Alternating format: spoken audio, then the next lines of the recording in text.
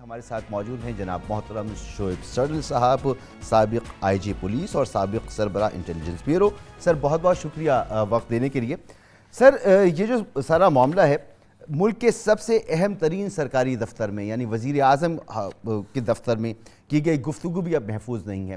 पहले तो ये होता था कि टेलीफोन पर की गई गुफ्तगू लीक होती थी, लेकिन यहाँ जो पहली ऑडियो लीक हुई है उसमें वज़ीर आज़म अपने प्रिंसिपल सेक्रेटरी के आमने सामने उनको बिठाकर उनसे बातचीत कर रहे हैं और वो गुफ्तगू अब लीक हो गई है। कितना संगीन मामला है ये?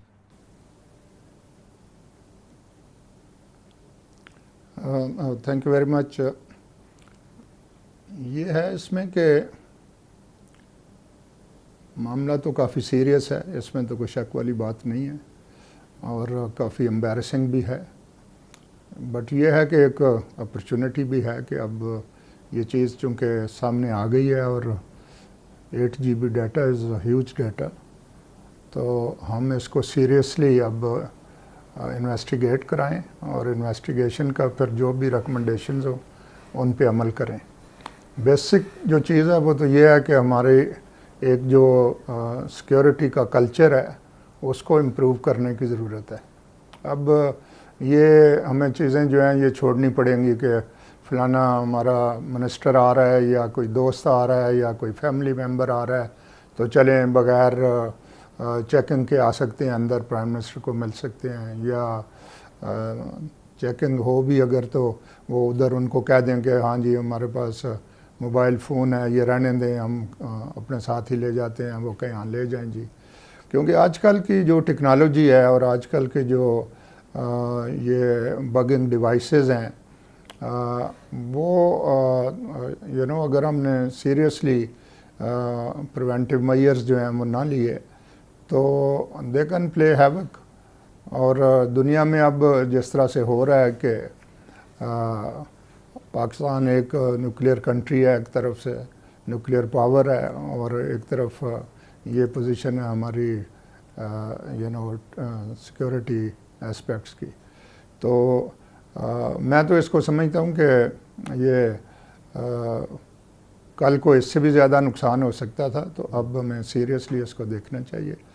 और मुझे जो पता चला है वो ये भी है कि अल्दो ये कोई मई जून जुलाई के ये ज़्यादा ये डेटा है जो आहिस्ता आहिस्ता अब लीक होगा या जो भी इसके साथ हो, लेकिन आईबी जिसकी के प्राइमरी रिस्पांसिबिलिटी है प्राइम मिनिस्टर की सिक्योरिटी की और ऑफिस की और हाउस की, तो उन्होंने तो फिर भी कुछ पिछले हफ्ते 10 दिन में मुझे पता चला है कि वो they had already alerted the government कि जी ये इस तरह से लीक हुई है। और अब वेदर ये जो लोग अंदर गए हैं उनमें से किसी ने रिकॉर्डिंग की है या सेपरेटली रिकॉर्डिंग हुई है, ये अब इंक्वायरी कमेटी जो है ये बताएगी। क्योंकि आजकल आप ने अगर कफ लिंक्स पहने हुए हैं उस तरह के, या इवन आप टाई पेन है या नॉर्मल पेन वैसे जेब में लगाया हुआ है, तो उनसे भी रिकॉर्डिंग हो सकती है। तो इन सारी चीज़ों की जो एंटी बगिंग सिस्टम्स हैं जो आजकल अवेलेबल हैं, उनमें अल्ट्रासोनिक डिवाइसेस भी हैं, जो जैमर्स हैं वो हैं, फिर प्राइम मिनिस्टर के ऑफिस में जिसको वाइट नॉइज़ जनरेटर्स कहते हैं, वो भी में भी इंस्टॉल करने की ज़रूरत हो। तो बहुत सारी चीज़ें हैं जो अब हमें करनी चाहिए और सोनर रादर दैन लेटर।